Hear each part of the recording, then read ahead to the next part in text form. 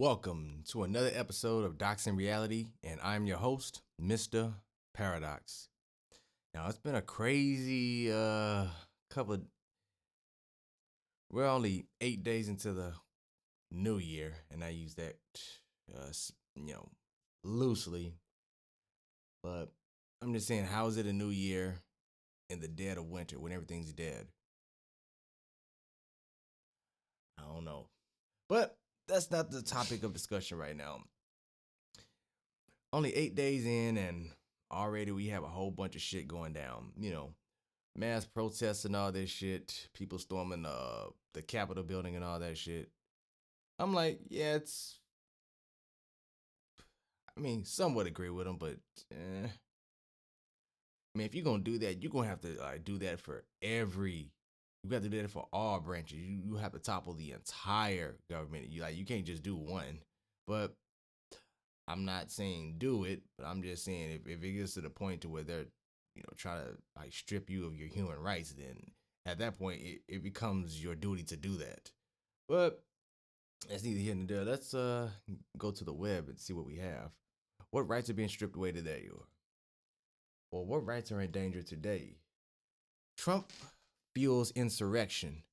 Now you got to think when they start saying shit like insurrection and all that, that kind of screams of communist propaganda right there.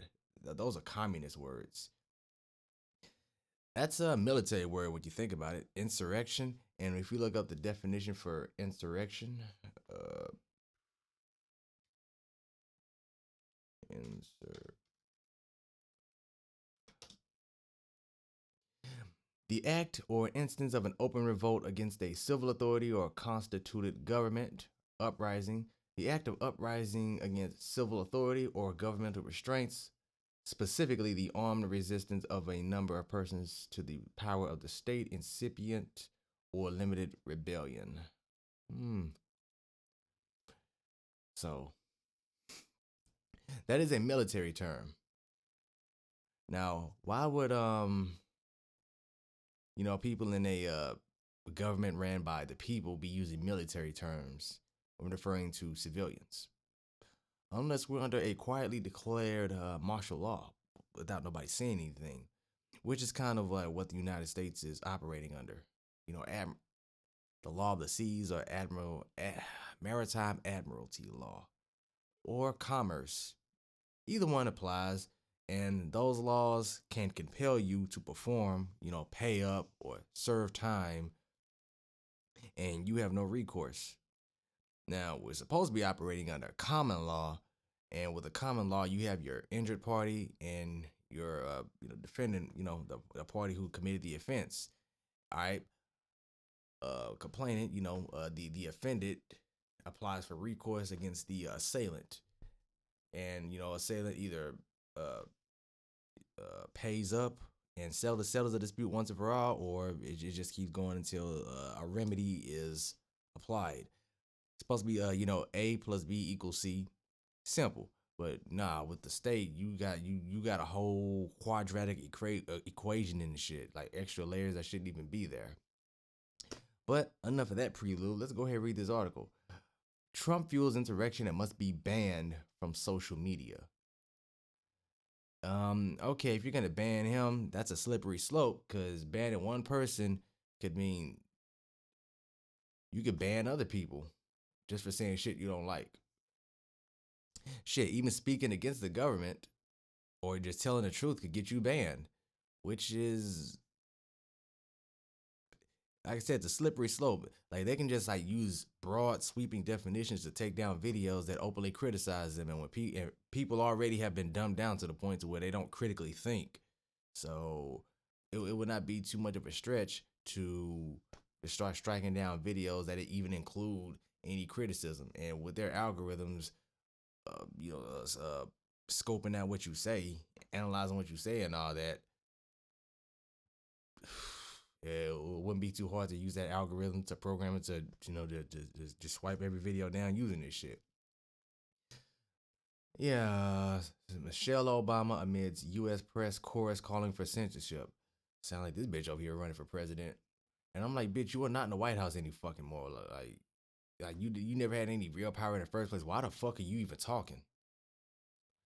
Let's see, former, and they need to keep that in mind. Former First Lady Michelle Obama has joined demands to purge Donald Trump from all social media, insisting he use the platforms to fuel insurrection as much as the U.S. corporate press urges big tech to do them the same. Well, where are the people in this? Why the fuck is everything in this economy based around the big tech corporations? They never ask the people, like regular people that aren't paid actors, what the fuck we want. They never ask for none of that shit.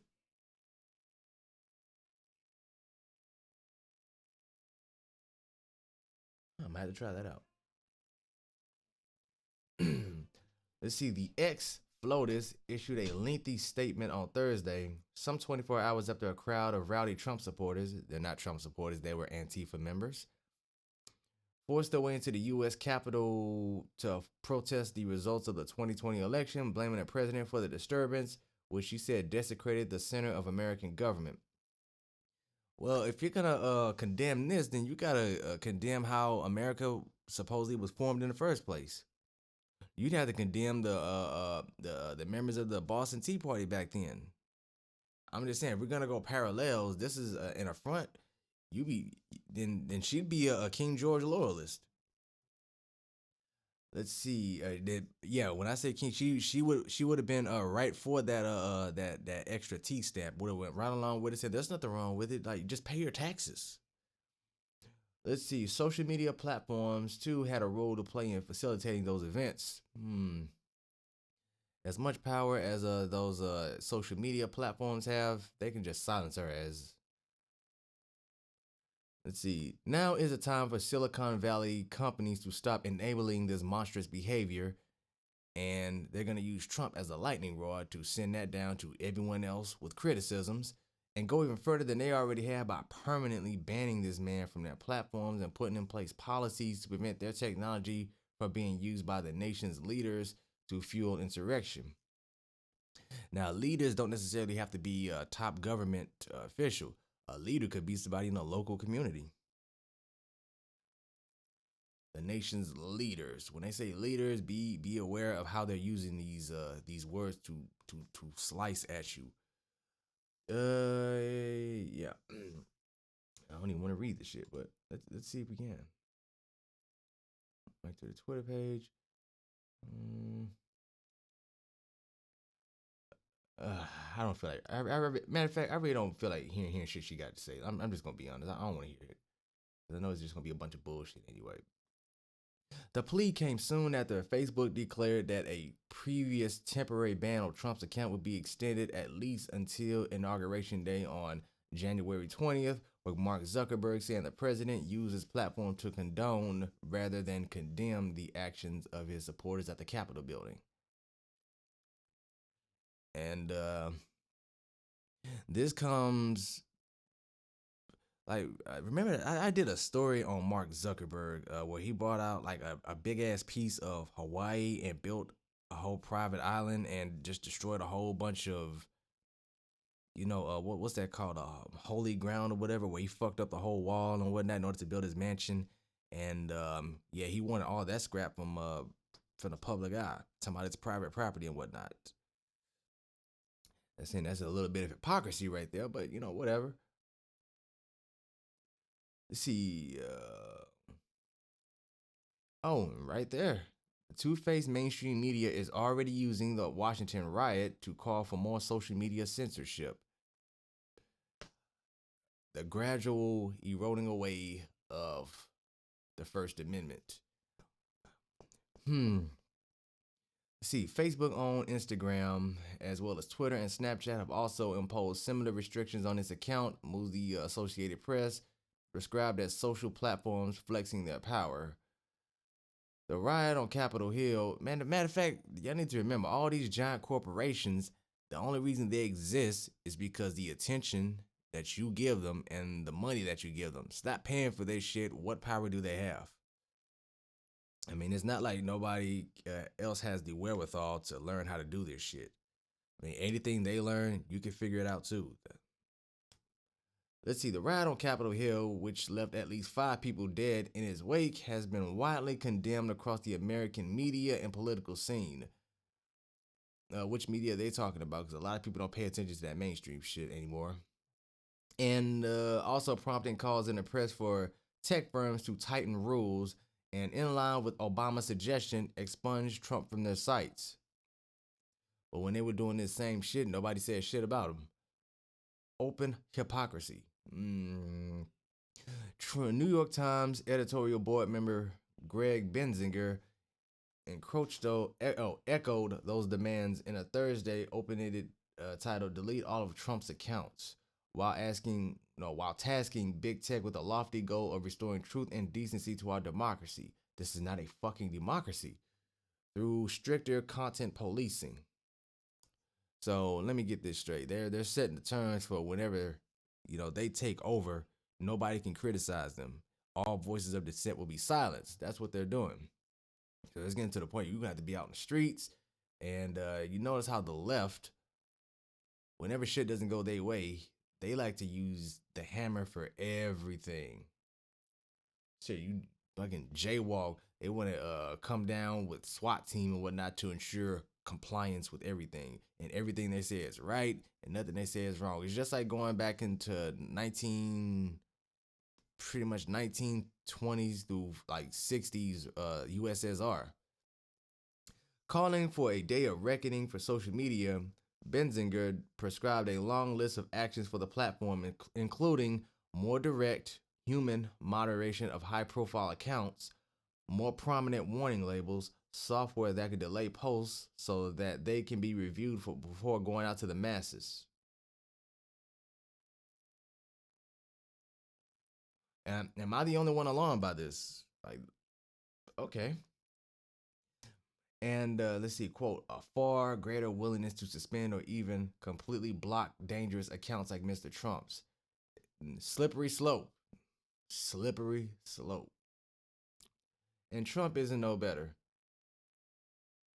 I believe, yeah, Trump may have been slipped into office in order to create this problem, so because they already had a solution that they wanted to implement right then and there. They've gotten people so addicted to social media, and that's where they get all their news from. So use Trump as a lightning rod to swipe all this shit off.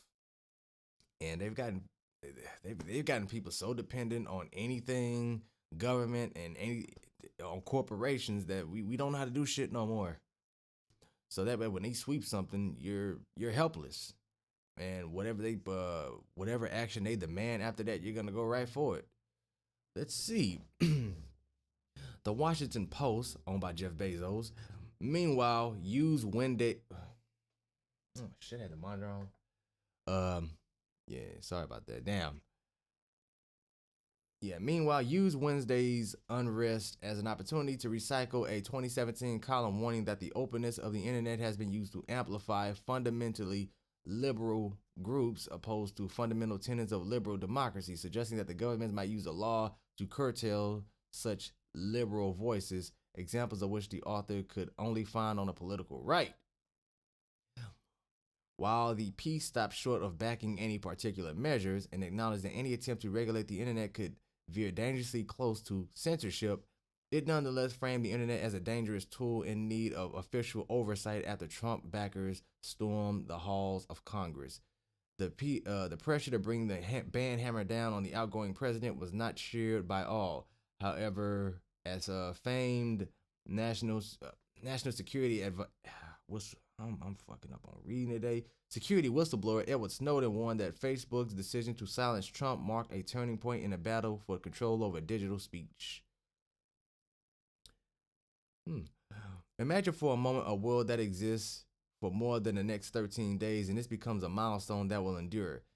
Urging his followers not to celebrate the move while arguing that Facebook has a continuously documented history of overstepping since its inception. Like I said, how do y'all feel about this, man? This is one step towards censorship. Now, everybody thus far that quotes 1984 or makes reference to 1984 has not actually read the book. I've actually been listening to it like for the all yesterday. I've gotten through half the book, I believe. If it's 14 chapters, I'm like at 8 or something like that.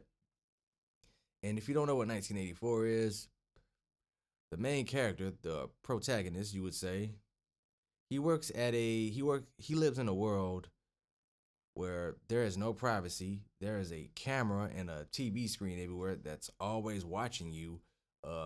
Your thoughts are continuously monitored. Any wrong thought or whatever could get you killed. Hell, love is forbidden. And he works at a censorship bureau.